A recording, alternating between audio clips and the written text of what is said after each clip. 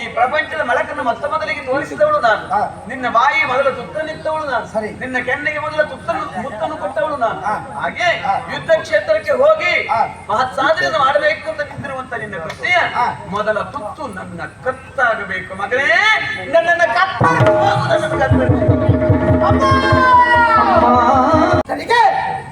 ಶರದ ಮುಖೇನವಾಗಿ ನೀನು ಉತ್ತರ ಕೊಡು ಮಗನ ಎನ್ನುವುದಾಗಿ ಕಳುವುದನ್ನು ಬಿಟ್ಟು ಈ ಪರಿ ನುಡಿತೀರಿ ನಮ್ಮ. ಯಾಕಮ್ಮ, ನಿಮ್ಮ ಯೋಗ್ಯತೆ ಏನು, ಏನೆನ್ನುವುದನ್ನು ಮಗನಾಗಿ ನಾನು ಹೇಳಬೇಕಾದ ಅನಿವಾರ್ಯತೆಯು ಪ್ರಮೇಯವೂ ಇಲ್ಲ. ಆದರೆ ಹರಳುವುದನ್ನು ಬೆವರತಹೆ ವಾಸವನ ಸಡವೆ ಜವನ ಜವಗಡಿಸುವೆ ಸತ್ವ ಸಮನ್ವಿತನಾದಂಥ ವೀರ ಅಭಿಮನ್ಯುನ ಮೇಲೆ ಅಚಲವಾದ ನಂಬಿಕೆ ಇಡಿ ಜಯ ಒದುವಿನ ಮುಡಿ ಹಿಡಿದು ಎಳತಂದು ದೊಡ್ಡಪ್ಪನ ಪಾದದಲ್ಲಿ ಎಂದು ನಾನೆಲ್ಲಾದರೂ ಸತ್ ಹೌದಂತಾದರೆ ಕರ್ತವ್ಯ ಮಡಿಲನ್ನು ಸೇರುವ ಸೌಭಾಗ್ಯ ನನಗಿಲ್ಲದೆ ಇದ್ದರೂ ಪುಣ್ಯ ಮಾತೆಯಾದಂತ ಹೊತ್ತವ್ಯ ಮಡಿಲನ್ನು ಸೇರ್ತೇನೆ ನಮ್ಮ.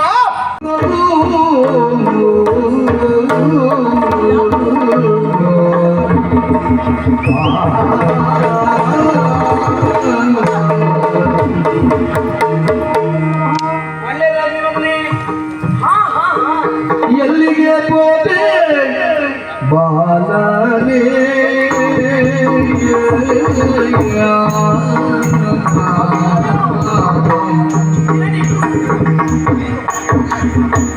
ಎಲ್ಲಿಗೆ ಹೋದೆ ಬಾಲನೇ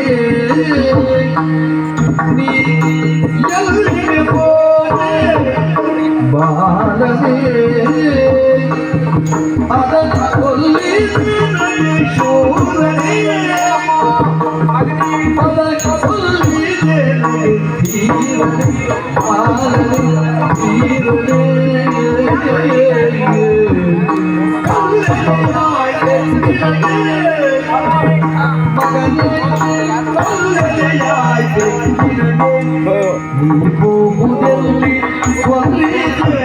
ತೀರನೇ ನೀವುದಲ್ಲಿ ಬಾಲನೆ ನೀ ಹೋಗುವಲ್ಲಿ ಒಲ್ಲಿಗೆ ಬಾಲನೆ ಮಗನೇ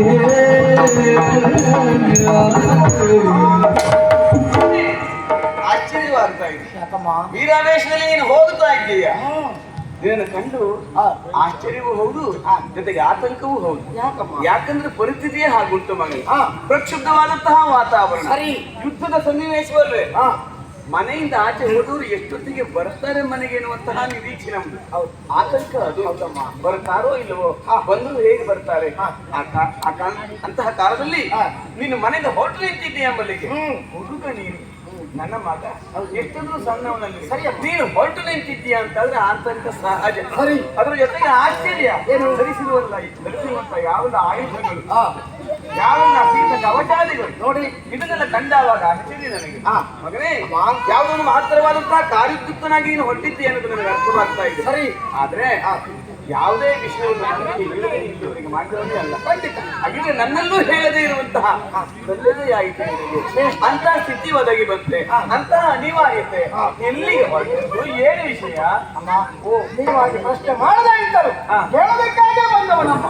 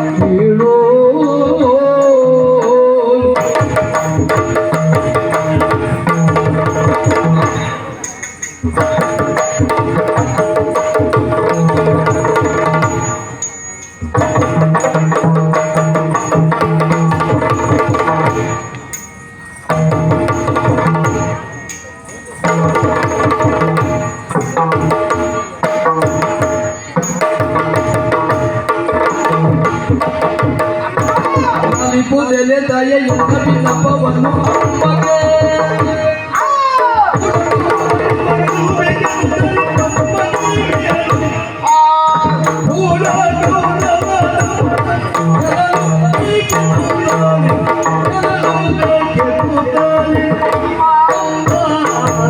ಹೇಳೋ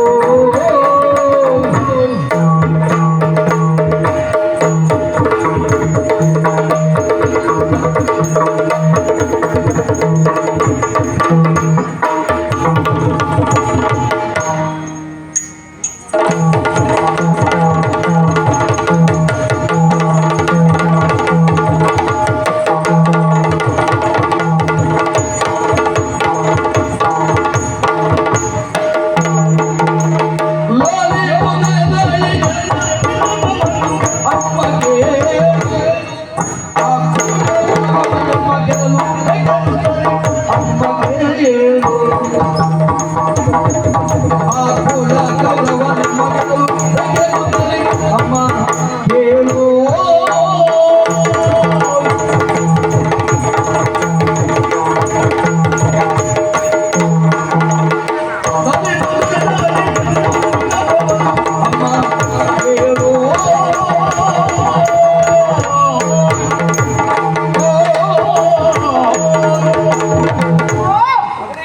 ಮಾತೆಗೆ ಮುಡಿಗೆ ಅಮೃತದ ಕಳೆದು ನನ್ನ ಬದುಕಿನ ಭದ್ರ ಕೋಟೆ ಯಾವುದು ಕೇಳಿದ್ರೆ ಅದು ನೀನಮ್ಮ.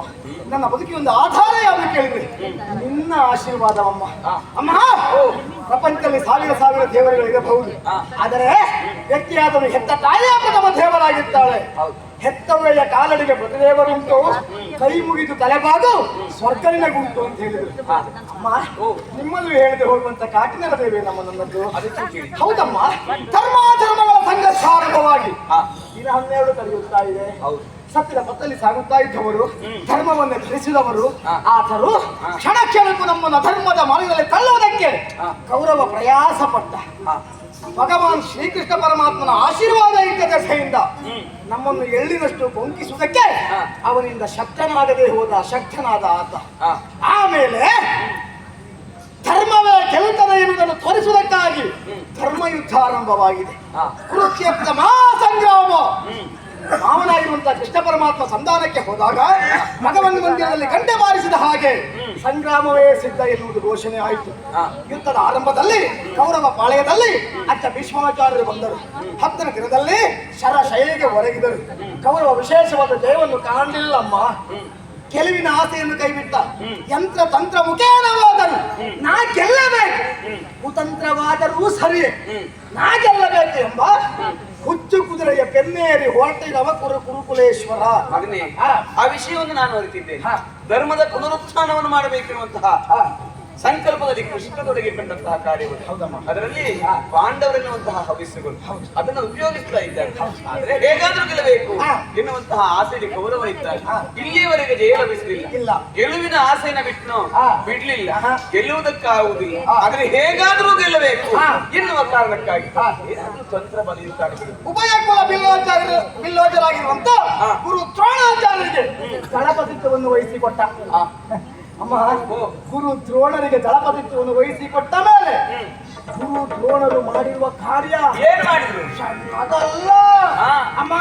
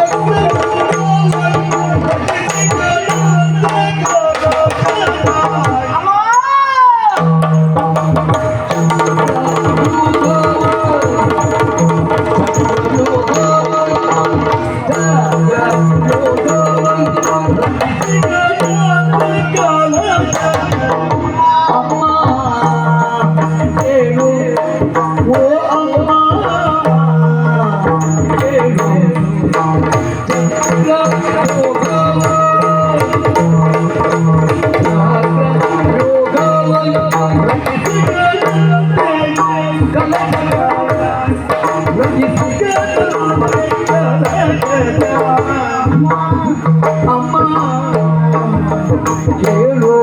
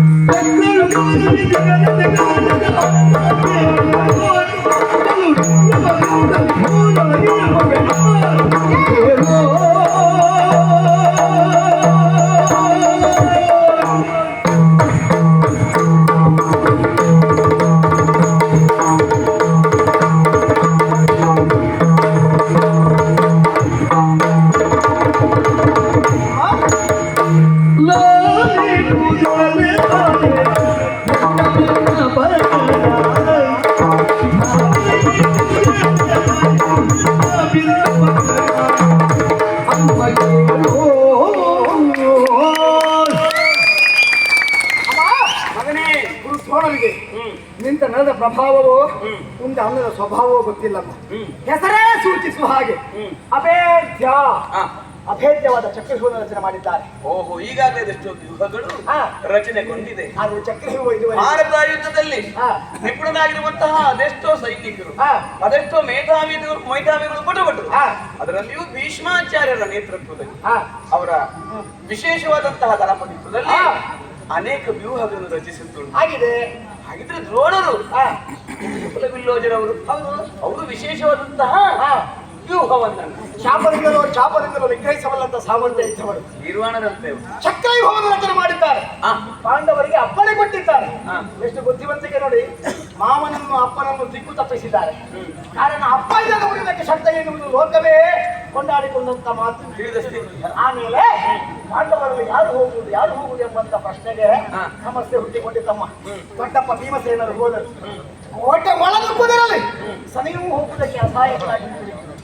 ಆಮೇಲೆ ದೊಡ್ಡಪ್ಪನಿಗೆ ಕಟ್ಟದಂತ ಬಂದಪ್ಪಳಿಸಿರುವ ಪ್ರಶ್ನೆ ತಾಯಿ ವ್ಯೂಹವನ್ನು ಗೆಲ್ಲಬಲ್ಲ, ದ್ರೋಣರನ್ನು ಜಯಿಸಬಲ್ಲ, ಹೊಟ್ಟುಕೊಟ್ಟರು ಯಾರೆಂಬ ವಜ್ರದಂತ ಬಂದಪ್ಪಳಿಸಿರುವಂತ ಪ್ರಶ್ನೆಗೆ ವಜ್ರದ ಕಿಡಿಯಂತ ಉತ್ತರ ಸಿದ್ಧವಾಗಿಯೇ ಇತ್ತಮ್ಮ. ಉತ್ತರ ರೂಪವಾಗಿ ಅಭಿಮನ್ಯು ಹೊರಟ ಮುಂಗೈ ಸರಪಣಿಯನ್ನು ಸರಿಸಿ ನಿಂತ ದೊಡ್ಡಪ್ಪನಿಂದ ದುರವೀಳ್ಯವನ್ನು ಪಡೆದು ಬಂದ ಚಕ್ರವ್ಯೂಹವನ್ನು ಪುಡಿಗೈದು ಅಲ್ಲಿನ ಪಾಲಿಗೆ ಮತ್ತೆ ಆಗುವುದಕ್ಕೆ ಹೊರಟಿದ್ದವನಾನೇ ಇದ್ದೇನೆ. ಮಕ್ಕಳ ಉತ್ಕರ್ಷದ ಬದುಕಿಗೆ ಮಾತ್ರ ದೇವತೆ ಆಶೀರ್ವಾದ ಶ್ರೀರಕ್ಷೆ ಅಂತಲ್ವೇ ನಮ್ಮ ಸಮರಕ್ಕೆ ಹೊರಟವ ನಾನು ವಿಜಯ ಭವ ಎನ್ನುವುದಾಗಿ ಹರಸಿ ಹಾರೈಸಿ ಮಗನೇ ಎದಗಿಂಥ ಬುದ್ಧಿ ಬಂತು ಕಂದ ಕಂದ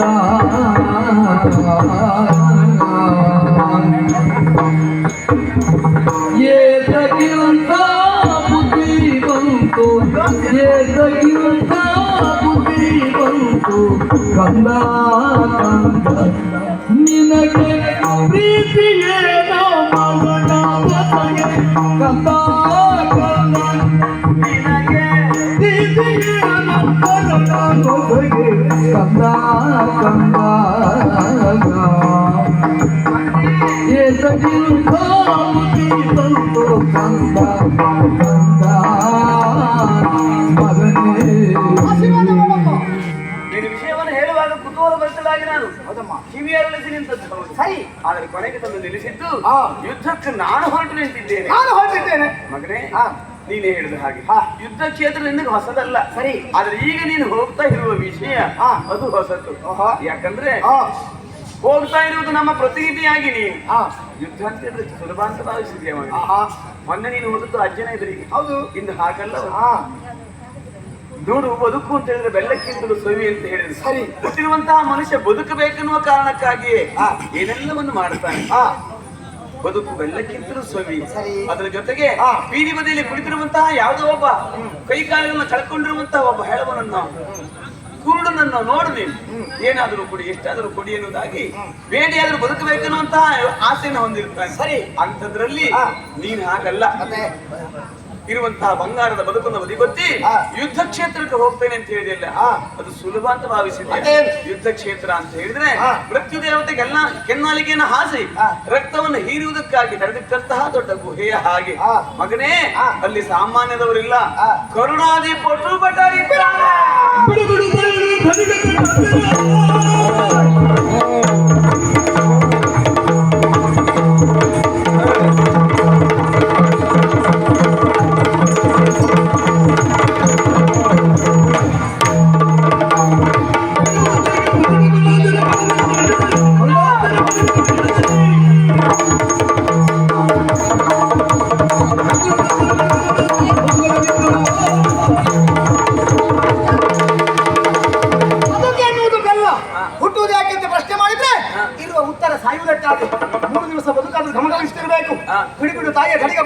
ಕರ್ಣಾಧ್ಯರ ಮದುವೆಯನ್ನು ನಿಲ್ಲಿಸದಲ್ಲಿ ಜಯ ಲಲನೆಯ ಮುಡಿಗೆ ಕೈ ಹಿಡಿದು ಸುಲಭ ಅಲ್ಲ ಮಗನೇ. ಸರಸವಲ್ಲ ಸಮರವಿರುವುದು ಕಂದ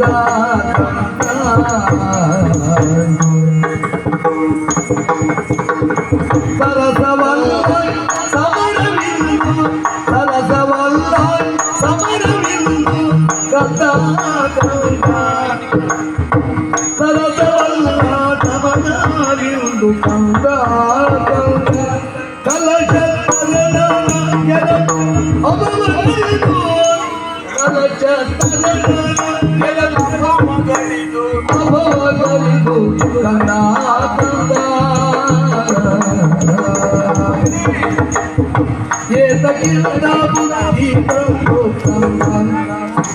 ಕಂದ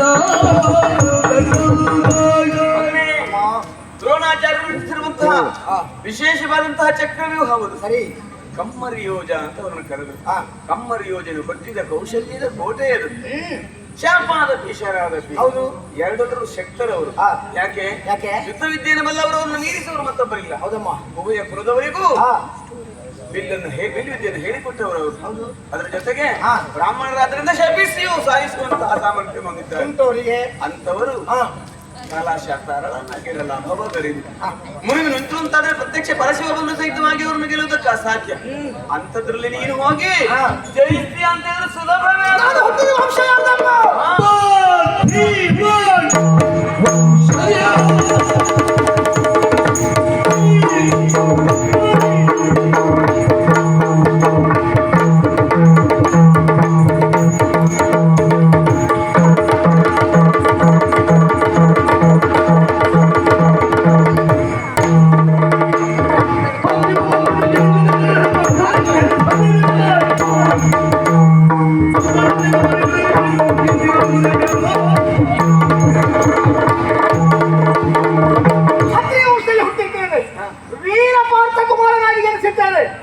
ಸುಭದ್ರವಂತನಾಗಿದ್ದೇನೆ. ಸಮರ್ಥತೆ ಪಥದಲ್ಲಿ ಸಾಗಬೇಕು ಅಂತ ಆದ್ರೆ ವೀರೋಚಿತವಾದ ಕಾರ್ಯವೇ ಮಾಡಬೇಕು. ಬಿಡಿ ಅಮ್ಮ, ಎಂತ ಮಲ್ಲ ಭಟರು ನನ್ನ ಮುಂಭಾಗ ಬಂದರು, ಅವರನ್ನೆಲ್ಲ ಪಕ್ಕು ಬಡಿದ್ದೇನೆ. ನೀತಿಯಲ್ಲ ಪೋಪುದಿಂದು, ನೀತಿಯಲ್ಲ ಪೋಪುದಿಂದು ಕಂದ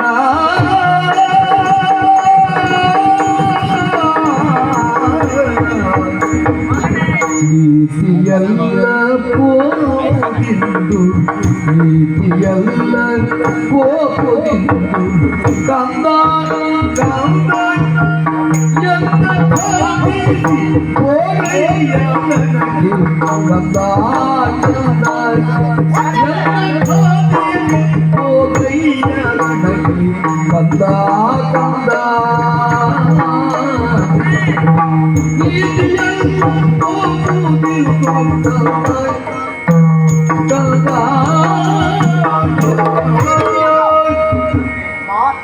ಕರ್ತವ್ಯವನ್ನು ಮಾಡಬೇಕು. ಹೌದು, ಕರ್ತವ್ಯ ಹೌದು. ಹಾಗಂತ ಎಲ್ಲಿ ಯಾವಾಗ ಹೇಗೆ ಅಂತ ಉಂಟು.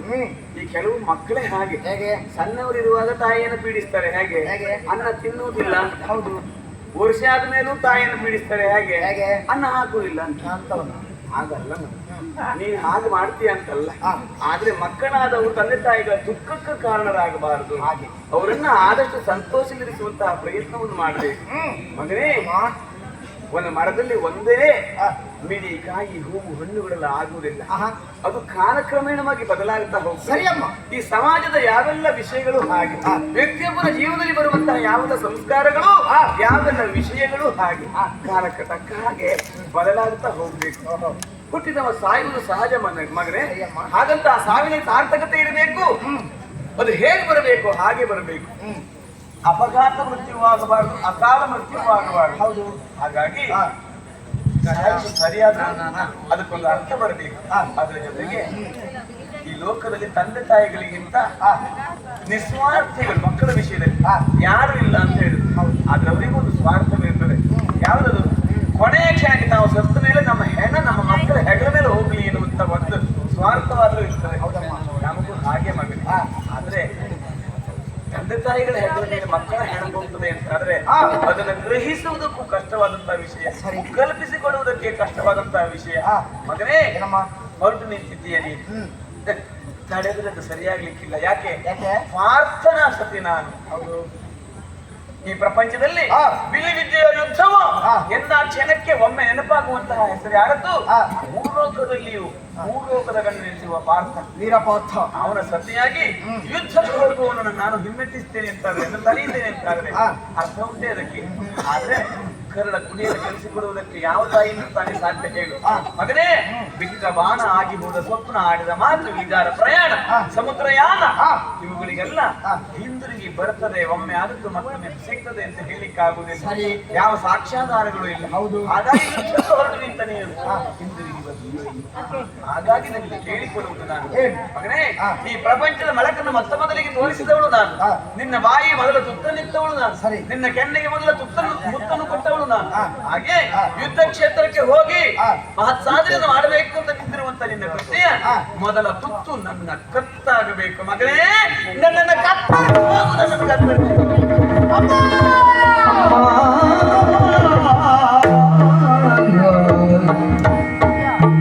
ತಡೆವರೆ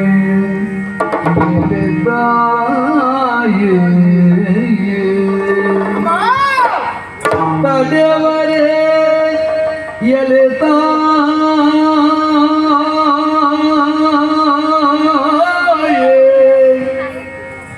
ಈ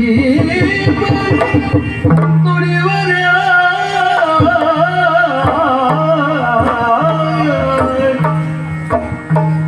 ತಡೆವರೆ ಎಲೆತಾಯೇ ಈ ಪರಿಗ ನುಡಿವರೆ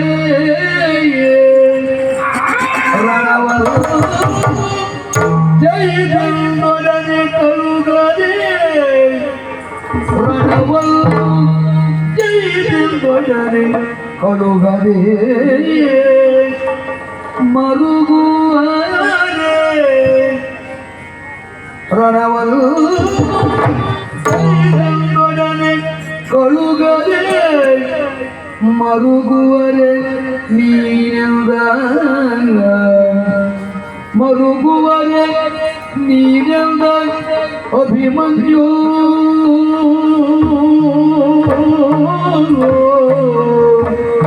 ತಡೆವರೆ ಎಲೆತಾಯಿ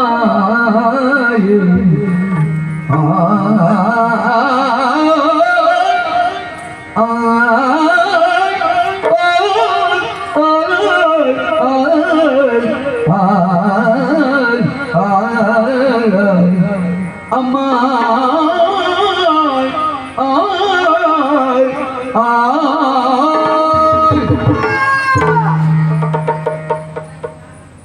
ಇನ್ನು ಒಂದು ಮಾತಾಡಿದ್ರೆ ಅಭಿಮನ್ಯುವಿನ ಮೇಲೆ ಹಣ ಉತ್ತಮ್ಮ. ಏನಮ್ಮ ಇದು? ಜನಸಾಮಾನ್ಯರ ನಾರಿಯರ ಬಾಯಿಂದ ಬರಬೇಕಾದಂತ ಮಾತು ಚಂದ್ರವಂಶದ ಸೊಸೆಯ ಬಾಯಿಂದ ಬರುತ್ತೆ ಬಂದರೆ ಅದು ಶೋಭೆ ಏನಮ್ಮ? ನನ್ನ ಆಶೋತ್ತರವನ್ನು ಈಡೇರಿಸಬೇಕೆಂಬ ಉದ್ದೇಶದಿಂದಲೇ ನಿಮ್ಮ ತಲೆ ಕಳೆದು ಹೋಗುವುದಕ್ಕೆ ನಾನೇನು ಭಾರ್ಗವರಾಮನೇನಮ್ಮ? ಅವರಾದರೂ ಹೆತ್ತ ತಾಯಿಯ ತಲೆ ಕಳೆಯುವುದರ ದ್ವಾರ ಮತ್ತೆ ಪುನಃ ಬದುಕಿಸಿಕೊಂಡರು. ಅಭಿಮನ್ಯುಗೆ ಆ ಶಕ್ತಿ ಇಲ್ಲಮ್ಮ. ನಮಗೆ ಹುಟ್ಟಿಕೊಂಡಂತ ಸಂದಿಗ್ಧತೆಯಂತ ಸಮಸ್ಯೆಗೆ ನಮ್ಮ ತಲೆ ಕಡಿದುಕೊಳ್ಳುತ್ತಾ ಇದ್ದರೆ ಪ್ರಪಂಚದಲ್ಲಿ ಯಾರಿಗೂ ಸಮಸ್ಯೆ ಇರೋದು ಉಲ್ಬಣವಾಗ್ತಾ ಇರಲಿಲ್ಲ, ಮತ್ತೆ ಪ್ರಶ್ನೆಗಳು ಹುಟ್ಟುತ್ತಾ ಇರಲಿಲ್ಲ. ಸಮಸ್ಯೆಯನ್ನು ಎದುರಿಸುತ್ತಾ ಸಾಗುವುದು ನಿಜವಾದ ಬದುಕು ಅಂತ ಹೇಳಿದ್ರಮ್ಮ. ಆ ಬದುಕಿನಲ್ಲಿ ಸಾಗಬೇಕು ನಾವು. ಲೋಕಕ್ಕೆ ಆದರ್ಶ ಸದೃಶರಾಗಿ ನಾವೆಲ್ಲ ಬದುಕಿದವರಮ್ಮ. ನಮ್ಮನ್ನು ಆದರ್ಶಪ್ರಾಯರಿಂದಾಗಿ ಲೋಕ ಕೊಂಡಾಡಿದೆ. ನನ್ನ ವೀರವಾಣಿಯನ್ನು ಕೇಳಿ ಹರಸಿ ಹಾರೈಸಿ ಕಳುಹಬೇಕಿತ್ತು. ಹೋಗು ಮಗನೇ, ನಮಗಾದ ಅನ್ಯಾಯಕ್ಕೆ ತಕ್ಕ ಪ್ರತಿಕಾರ ಎಸಗು ಮಗ. ದೊಡ್ಡಮ್ಮನಿಗಾದಂಥ ಅವಮಾನಕ್ಕೆ ನಿನ್ನಿಂದಲೇ ಪ್ರತಿಕಾರ ತೀರಿಸು ಎನ್ನುವುದಾಗಿ ಅದನ್ನು ಮಾಡದೆ ಮರುಗುತ್ತಾ ಇದ್ದೀರಿ. ಕಾಪಟ್ಟಿತನದಿಂದ ನಮಗೆ ದೂತ ಕರೆಸಿ ಕಾಡಿಗಟ್ಟಿದ್ರಲ್ಲ, ಅಧರ್ಮಿಗಳಾದ ದುಷ್ಟರಿಗೆ ಶರದ ಮುಖೇನವಾಗಿ ನೀನು ಉತ್ತರ ಕೊಡು ಮಗನೇ ಎನ್ನುವುದಾಗಿ ಕಳುಹುವುದನ್ನು ಬಿಟ್ಟು ಈ ಪರಿ ನುಡಿತೀರಿ ನಮ್ಮ. ಯಾಕಮ್ಮ, ನಿಮ್ಮ ಯೋಗ್ಯತೆ ಏನು, ಏನೆನ್ನುವುದನ್ನು ಮಗನಾಗಿ ನಾನು ಹೇಳಬೇಕಾದ ಅನಿವಾರ್ಯತೆಯೋ ಪ್ರಮೇಯವೂ ಇಲ್ಲ. ಜಗದಾದಿದೇವ ಶ್ರೀಕೃಷ್ಣನ ಮುದ್ದು ಮಗನಿ ನೀವು. ಫಲಕ್ಕೆ ಮತ್ತೊಂದು ಹೆಸರೇ ಬಲರಾಮ ಪ್ರಭುವಿನ ಪ್ರೀತಿಯ ಸಹೋದರಿ ನೀವು. ಚಂದ್ರ ವಂಶದ ಸೊಸೆ ನೀವು. ವೀರಪಾರ್ಥನು ಸತಿ ನೀವು. ಭಾರತ ರತ್ನ ಎಂಬ ನೆಗಟ್ಟಿಗೆ ಪಾತ್ರನಾದ ವೀರಾಭಿಮನ್ಯುವಿನ ತಾಯಿ ನೀನು. ನಾನೇನು ಯುದ್ಧಕ್ಕೆ ಹೋಗುವುದು ಹೊಸತಲ್ಲ ತಾನೆ. ಮೊನ್ನೆ ದಿವಸ ನನ್ನ ಪರಾಕ್ರಮವನ್ನು ಅಜ್ಜನ ಮುಂಭಾಗದಲ್ಲಿ ತೋರಿಸಿದ್ದೇನೆ. ಅಜ್ಜ ಭೀಷ್ಮಾಚಾರ್ಯರೇ ಮೆಚ್ಚಿಕೊಂಡಿದ್ದಾರೆ. ಇನ್ನು ಕೌರವರು ಯಾವ ಮಹಾಲಕ್ಕ? ಯಾಕಮ್ಮ ಸ್ವಾರ್ಥ? ಮೊಟ್ಟೆ ಒಡೆದು ಬಂದ ಪುಟ್ಟ ಹಕ್ಕಿ ಮರಿಗೆ ಹಾರುವುದಕ್ಕೆ ತಾಯಿ ಹಕ್ಕಿ ತನ್ನ ರೆಕ್ಕೆಯಿಂದ ಪ್ರೋತ್ಸಾಹ ಕೊಡ್ತದೆ. ಹಾರು ಹಾರು ಗಗನ ಎತ್ತರಕ್ಕೆ ನೀ ಹಾರು ಎನ್ನುವುದಾಗಿ. ನಿನ್ನ ಮಗನನ್ನು ಬಚ್ಚಿಟ್ಟುಕೊಳ್ಳುವ ಸ್ವಾರ್ಥ ನಿನಗ್ಯಾಕಮ್ಮ? ಯುದ್ಧ ಕ್ಷೇತ್ರದತ್ತ ಒಮ್ಮೆ ಗಮನ ಹರಿಸಿ ಅಮ್ಮ. ನಿಮಗೆ ಗೊತ್ತಿಲ್ಲ ಅಂತೇಳಿ ಅಲ್ಲ, ಅದ ಆ ಅಜ್ಜನ ಕೂಗು ನಿಮಗೆ ಕೇಳಿಸುತ್ತಾ ಇದೆ ತಾನೆ, ಆ ಕಣ್ಣೀರು ಕಾಣಿಸುತ್ತಾ ಇದೆ ತಾನೆ. ಅವನ ಮೊಮ್ಮಗ ಇಂದು ಸಮರ ಭೂಮಿಯಲ್ಲಿ ಸತ್ತು ಹೋಗಿದ್ದಾನಮ್ಮ. ಅಜ್ಜನ ಯಾವ ಲಾಭಕ್ಕಾಗಿ ಅಲ್ಲ, ಮೊಮ್ಮಗನ ಉದ್ಧಾರಕ್ಕಾಗಿ ಅಲ್ಲ, ಭಾರತವನ್ನು ಉಳಿಸುವುದಕ್ಕಾಗಿ, ಧರ್ಮ ಯುದ್ಧಕ್ಕಾಗಿ ಅವನ ಪ್ರಾಣತ್ಯಾಗ ಮಾಡಿದ್ದಾನಮ್ಮ. ಅಜ್ಜನ ಉರುಗೋಲಾಗಿ ಬದುಕುತ್ತಿರುವಂತ ಮೊಮ್ಮಗ ಇಂದು ಹೆಣವಾಗಿ ಬಿದ್ದಿದ್ದಾನೆ. ಅವನ ಹೆಣದ ಮೇಲೆ ಬಿದ್ದು ಒತ್ತಾಡುವ ಅಜ್ಜನ ಕೂಗು ಅರಣ್ಯರಾಗನ. ಮುಂದ್ಯಾರಮ್ಮ ಬಿದ್ದು ಅಲ್ಲಿ ನೋಡಿ, ತನ್ನ ಮಗನನ್ನು ಕಳೆದುಕೊಂಡ ತಾಯಿ ನಿಮ್ಮ ಹಾಗೆ. ತಾಯಿ ಹೆತ್ತ ಮಗವ, ಕರುಳ ಬಂಧನ ಉಂಟು. ಹಸ್ತಿನಿಯ ಸೊಸೆಯಲ್ಲ ಅವಳು, ಹಸ್ತಿನಾವತಿಯ ಮಗಳಲ್ಲ, ಹಸ್ತಿನಾವತಿಯ ಬಂಧುವಲ್ಲ, ಹಸ್ತಿನಾವತಿಗೆ ಸಂಬಂಧವಿಲ್ಲದ ಹೆಣ್ಣು. ತನ್ನ ಮಗನನ್ನು ಬಲಿದಾನ ಮಾಡಿದಾಳೆ. ಯಾಕಾಗಿ? ಧರ್ಮವನ್ನು ಉತ್ತರಿಸುವುದಕ್ಕಾಗಿ. ಆ ಮಗು ಹೆಣವಾಗಿ ಬಿದ್ದಿದೆ.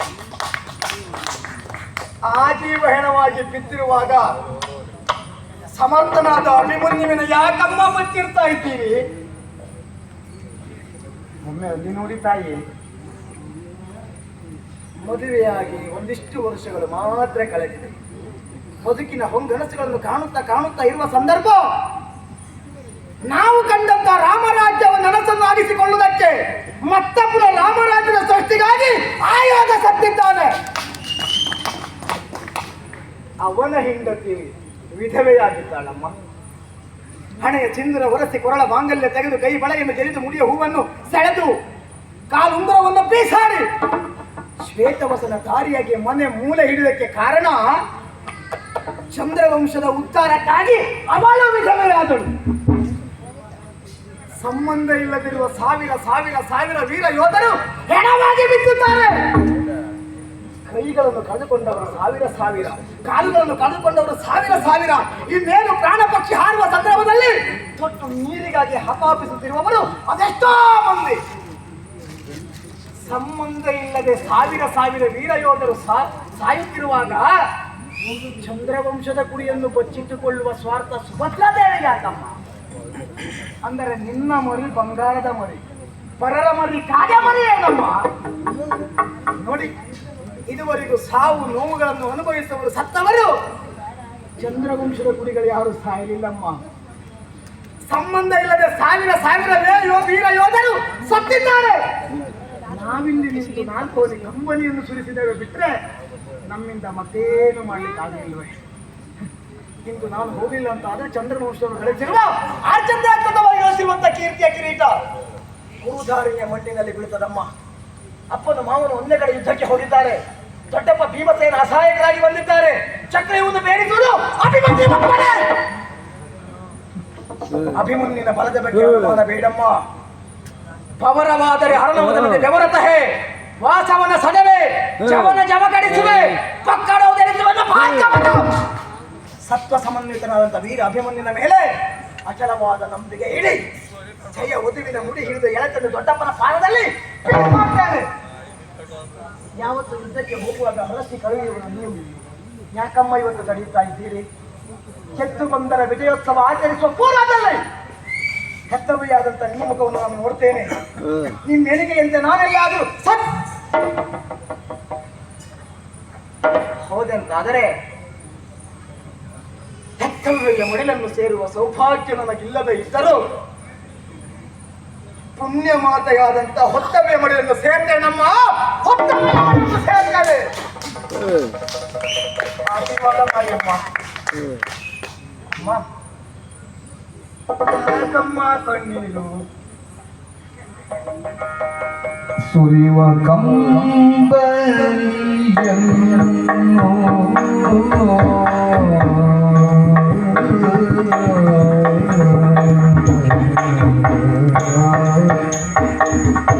ಸುರಿವ ಕಂಬನಿಯೋ ಸೆರಗಿಂತರೆ